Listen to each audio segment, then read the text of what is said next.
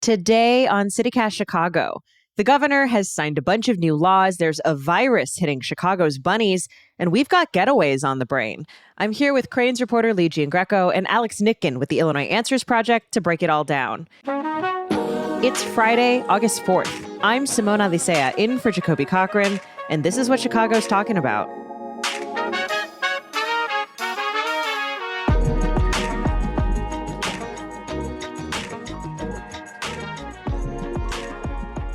Alex, Lee, welcome back to the show.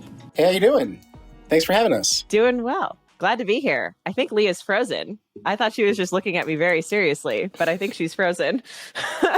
Am I unfrozen now? You are unfrozen.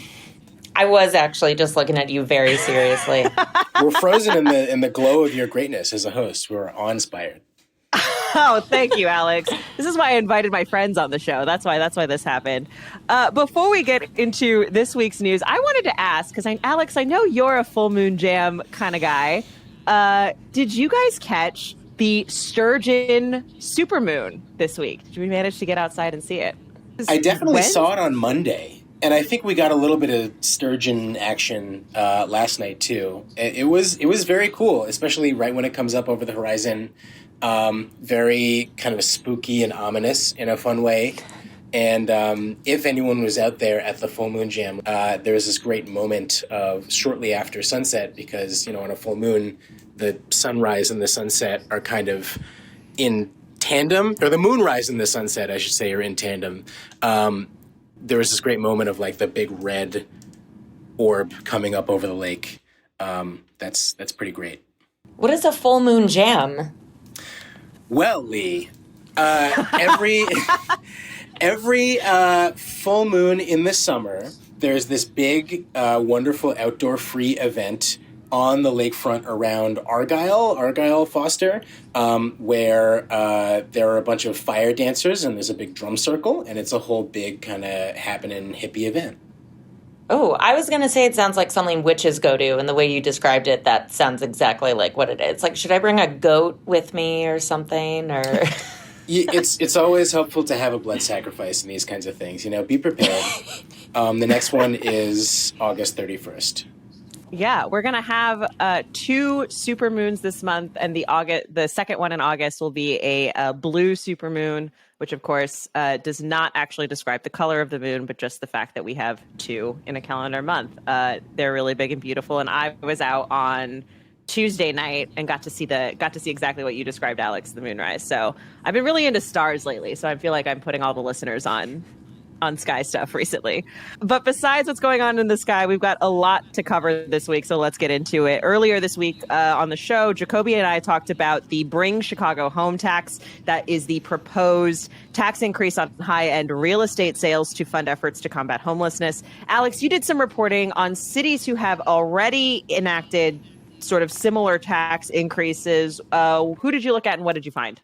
Yeah, you know, it's really interesting because the Bring Chicago Home proposal dates back to 2018, and this is something that advocates among the Chicago Coalition for the Homeless and others have been talking about for a long time, this idea of raising the sort of one-time tax paid by buyers of really pricey real estate to pay for homelessness services. At the time that they had proposed it, this was a pretty rare policy mechanism. But really interestingly, in the past 5 years, we've seen a lot of different cities and states turn to it to mixed effect, but I would say mostly to successful effect. Most interestingly, I think the city of Evanston in 2018, they did the same thing that Chicago leaders are doing right now, which is talking about voting to put a question on the ballot. Should we have a graduated real estate transfer tax? It passed narrowly, but it passed, went into effect at the beginning of 2019. And Evanston has been collecting a lot more money. The past 2 years or so, it collected about twice as much money from real estate transfer taxes as it had before. And now they're using that money to fund their reparations program, which you guys also had an episode on this week. So lots of opportunity for Chicago and, other jurisdictions like the state of Connecticut and Vermont and New York City have also imposed graduated real estate transfer taxes. Also, the city of Los Angeles has put one into effect this year, but that one has been kind of a snafu. It seems like it's had a really sharp effect on the real estate market there. And also there are a whole bunch of lawsuits. And so things are kind of frozen there for the time being. The city council now has this choice as it moves to a point from, should we do this, and more into a point of how are we going to do this, has a lot of options before it and is going to have to weigh a lot of different factors and how they actually want to structure this tax and what they want it to look like. We're always talking in Chicago of how can we get more money? How can we increase revenue? What are sort of the mechanisms by which we can do that? Why this particular tax? Why is this attractive? It's a good question. I think that on one hand, people are always looking for ways of doing sort of progressive taxation, and property taxes are one way that we do, progressive taxation, meaning trying to have higher rates on people who are at the higher end of the income spectrum, who can afford it more. Right. People who make more money have to pay more. Yeah. And I mean, property taxes are sort of like that, because obviously if your property is more expensive, you're going to pay more taxes on it, but everyone pays the same rate on property taxes, right? And so I think that this was a way to look at, what are some of the ways that we can pay for, homelessness services in a way that we're still taxing really high-end real estate and the real estate industry. And it sort of fits in that kind of, thematically, like we're taxing mansions and really pricey homes to pay for, to help people who are sleeping in the streets. What's interesting is that really most of where this money would be coming from is from commercial real estate sales, is from office buildings, retail parks, big apartment buildings. And those are the folks who are already really complaining in a lot of cases about really high assessments in the last couple of years. And the folks from the real estate industry who are saying that, a tax like this could be really harmful to the city's real estate market or economy. They're not talking about the effect on the mansion owners. They're talking about the effect on the office market, which is already really struggling. Alex, really appreciate you breaking that down, especially those numbers, and always love talking tax policy and how we raise revenue in this city, because it is the biggest question in terms of municipal governance. So really appreciate that. Huge story that we're watching is what is happening at Northwestern University and its sports programs. Of course, the school still seeing fallout from hazing scandals, facing several lawsuits. There's been a pause on a potential new stadium, all due to allegations of hazing, including sexual abuse and racism in football and in other sports as well. Lee, this week you wrote a story looking at how Northwestern has sort of been managing the crisis, how it's responded. What grade did the school get based on your reporting? Yeah, I spoke with crisis comms and PR folks. They did not give Northwestern a good grade here. I don't want to say a failing grade, but it's not looking good. Essentially, what they said is that, Northwestern has been put on their back foot. Now they're in the tricky situation of they can't go out and say much more publicly because of just this avalanche of lawsuits that's coming at them. And as one of the PR folks that I talked to mentioned, those pending lawsuits make it a lot more difficult to say anything because it could be used in court. So Northwestern is really at a disadvantage now. One of the only things that they could do is maybe put together a committee that could say that they're looking at this. Maybe that could be composed of alumni and, former athletes. Whoever the university chooses to be the next head coach is going to have to be someone from outside of Northwestern because this hazing allegedly has been going on for over a decade now. Yeah, Lee, I was really interested to see your story about crisis response, because I think that something has really struck me about the posture of the Northwestern administration has just been a really closing off access, almost a kind of impatience or even disdain for questions, of sort of cutting questions short, saying, I'm not going to get into that, I'm not going to talk about that. And on the one hand, you can tell it really is coming from, a big brain trust of lawyers, probably saying, say as little as possible for legal reasons. But I don't know, I feel like I got a little bit of deja vu to a couple years ago when allegations were coming out around the Blackhawks and the sexual assault scandal that they were experiencing. And, the ownership team was sort of responding very bitterly and sort of negatively to dismissively to questions like, no, I'm not going to talk about that. Like, how dare you ask me about that? But it's really not a good look. And ultimately, it is incumbent upon them to answer all of our questions about how they are, if not dealing with the past allegations, how they're actually making a safe environment for all the many student athletes who are going to continue to play there.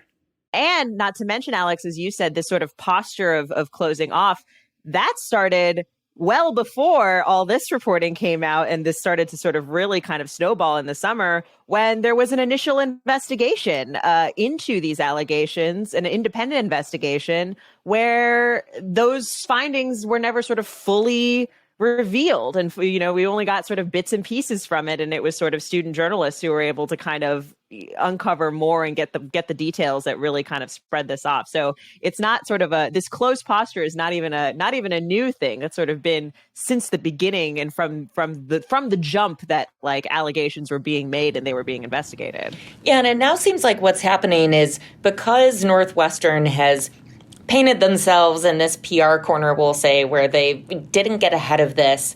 They didn't make any comments about this. Now they have to take the legal strategy here. So earlier this week, my colleague Brandon had a story about, Northwestern naming former AG Loretta Lynch to investigate the athletic department. And unlike that previous investigation, Simone, that you mentioned, which wasn't made public, this one is supposed to be public. So I get the sense that what they're doing is approaching this all from a legal standpoint and just backing off on really any public comment at this point, because it seems like that can only hurt them.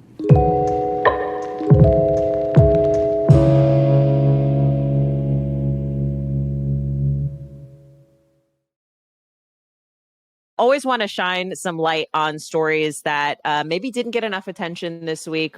Alex, one that really totally passed by me, I completely missed it. Governor J.B. Pritzker signed a bunch of new laws. What are some big ones that people should watch out for? Yep. So as we get into kind of the slower news time of the summer, this is typically when the governor will sign a whole bunch of, or, occasionally veto, but more often sign a bunch of the bills that were passed during the spring session. And on Friday, he signed, checking my notes here, approximately a gazillion bills. A lot of them were pretty obscure, but one of them that really jumped out to me was there's a concept that's a little bit, in the weeds, but is really important in transit. The idea of fare box funding or fare box recovery, it's sometimes called. The idea that there's a rule typically that 50% of all of a transit agency's revenues have to come from passengers tapping in and paying themselves.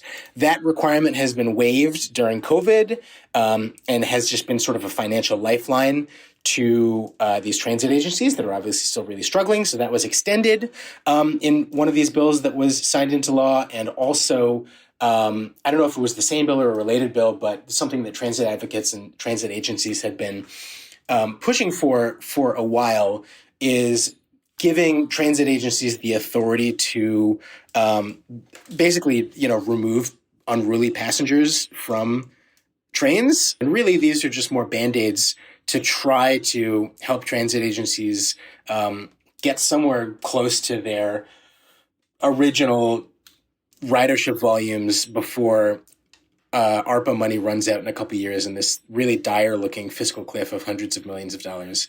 Another interesting one is that it is now illegal to Zoom while driving. Just so everyone knows. Specifically? Like specifically Zoom? Nobody does Skype. Yes. They didn't even bother writing it. They were like, no. Google Meets, don't worry. No, I'm kidding. I mean, I think that it is video conferencing. Thank you for catching that. You're not allowed to video conference while driving.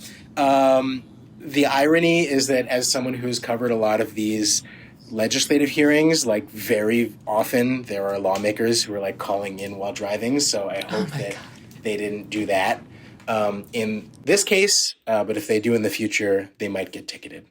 So this is the video calling thing is curious to me because I assumed it was already illegal because don't we already have distracted driving laws in Illinois around, like, don't we have to already go hands free for things? But they just wanted to specify, like, also don't be on video, like don't have a screen in front of you that you're watching. Under existing law, a person may not operate a motor vehicle on a roadway while using an electronic communication device, can't, talk on a phone while driving, et cetera, et cetera. And then it adds the language, you also may not participate in any video conferencing application, including but not limited to Zoom, Microsoft Teams, or WebEx. Sorry, Skype, you did not get the shout out. Another interesting thing here is that there is an exemption from the distracted driving rule for being on your phone, that you are allowed to do like a hands-free call in the car. That's okay, but you are not allowed to do a hands-free teleconference because obviously, it's a thing to look at. The whole point is like you have to keep your eyes on the road. Yeah. It's 2023, and the words Zoom, Teams, and WebEx are included in Illinois state statute. Yeah, they are codified. Well, thanks for that. That's a great safety update, Alex. Really appreciate it. Lee, want to turn to you because you have a story that we should be paying attention to, a little more local, about bunnies. A little concerning. What's going on with them? Yeah, I was trying to balance out the Northwestern story, very serious. Thought, let's find something slightly lighter. Maybe a hyper-local story from Block Club. This story is not light, sorry to say. There is a disease spreading among bunnies. It's called rabbit hemorrhagic disease virus 2, also known as RHDV2, and it's a highly contagious virus, this is quoting Block Club, that can cause sudden death for both pet and wild rabbits. Yeah, and 2 bunnies died at a Cuddle Bunny here in Chicago, unfortunately. Aww. So our condolences to them. They are temporarily closed right now. So folks are, encouraging you, if you have a rabbit, to get your pet rabbit vaccinated. Any of the symptoms might be, the rabbit could be lethargic or struggling to breathe, or it refuses to eat. Luckily, this virus does not spread to other animals or humans. I can't believe you found a story that is about bunny rabbits that is also a bummer. I know. So many sharp turns in that, but also good to know. I clicked on it and I was like, oh, okay, nice. Little bunny story. We'll lighten it up here. No, that they can die suddenly, but sometimes before they die, they can bleed from their eyes or mouth. Ooh, new nightmare fuel. Thank you for that. And now I have that picture in my head.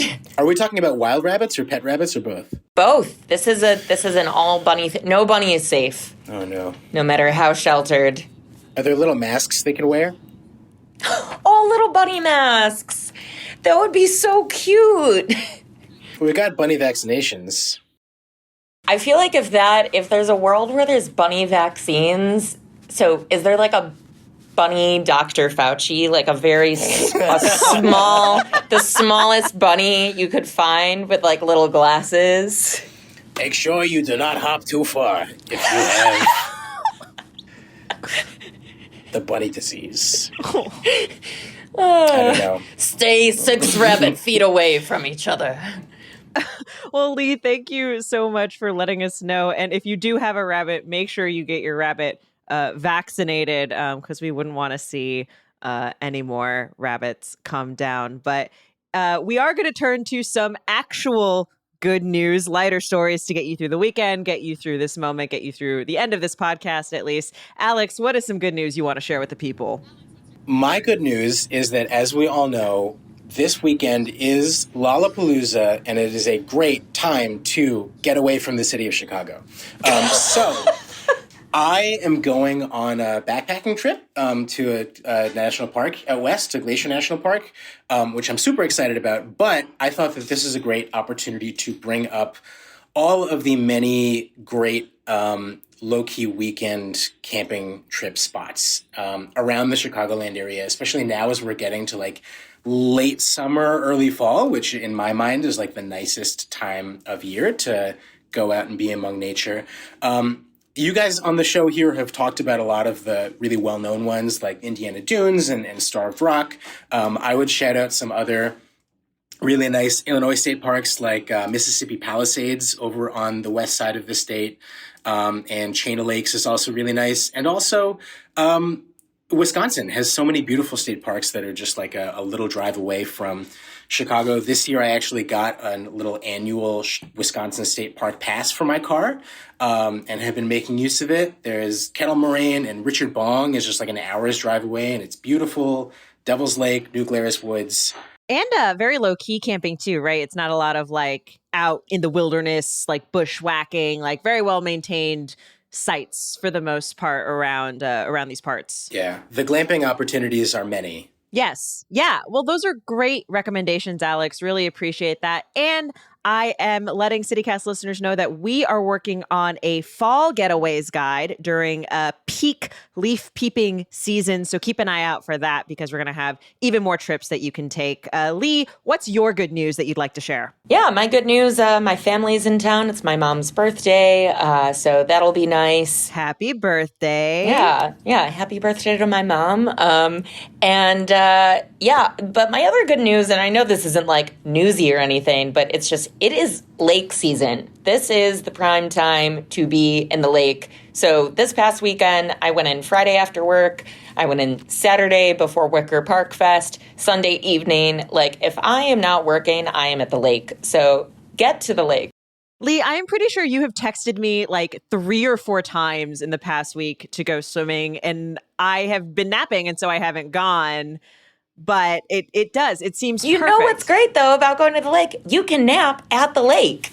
That's true. I mean, not in the lake, but you can. I definitely napped on Saturday, and my only issue with that is you will wake up with the weirdest tan lines. So yeah, I currently have just like a weird splotch on my stomach because I just passed out at the lake. That's why you got to nap under a tree like Tom Sawyer. I will say I do feel like I have not been inside the lake enough this summer. Really feel like that's where I have kind of like slacked off. And I really have no excuse. Like, I live right here. Like, I live right by the lake. There's no reason that you gotta go. Like There's Friday morning swim club, but I almost feel like there are too many people. I feel like I go to the lake to be alone. Like, I often leave my phone at home and then go to the lake, and I feel like I've escaped the world, which is nice. I will say the lake is my favorite place to go when I am sad.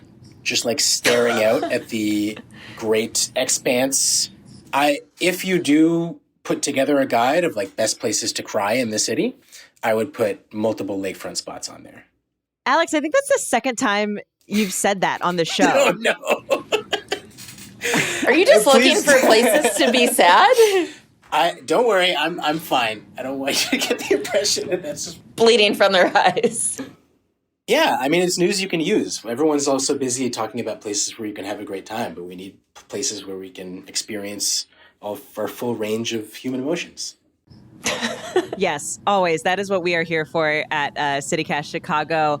My good news is a little bit different. Really appreciate your guys' recs to go outside. But I am just really excited to officially announce that I am now your permanent lead producer here at CityCast Chicago. Hey, mazel tov. Yeah, thank you so much. Thank you so much. I am really excited to be leading this team, making the podcast and the newsletter, Hey Chicago, that we know that you love. But really the reason I'm here is this means that we're hiring an audio producer. So if you listen to this podcast, but you also make podcasts, you make audio, consider applying. Apply by August 11th. It's a great team to work with, and we'd love to hear from you. But yeah, just really excited to keep making this show for the foreseeable future because I love doing it. Yay. Congrats again, Simone. Yeah, thank you so much. And thank you, Alex Nitkin and Legion Greco, for being here and breaking down the news with me this week. Thank you. Have a good weekend. Thanks, everybody. That's all for today here on CityCast Chicago. Our newsletter editor is Sydney Madden. Producers this week are Grant Irving and A.K. Al-Mutman. Our music is by Sam Thousand, All the Kimonos, and Mark Greenberg from the Mayfair Workshop. Of course, our regular host is Jacoby Cochran. He'll be back here with us on Tuesday, but until then, I'll talk to you on Monday. Have a great weekend.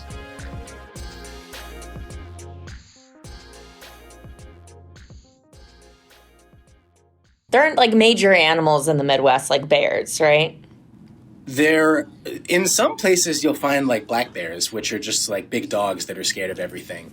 Yeah, they're But fine. there are no grizzlies. I did hear though that there might be some diseased bunny rabbits roving around with bleeding out of their eyes. So watch out for that. What would you rather deal with? One grizzly-sized bunny or 1,000 bunny-sized grizzlies with a virus?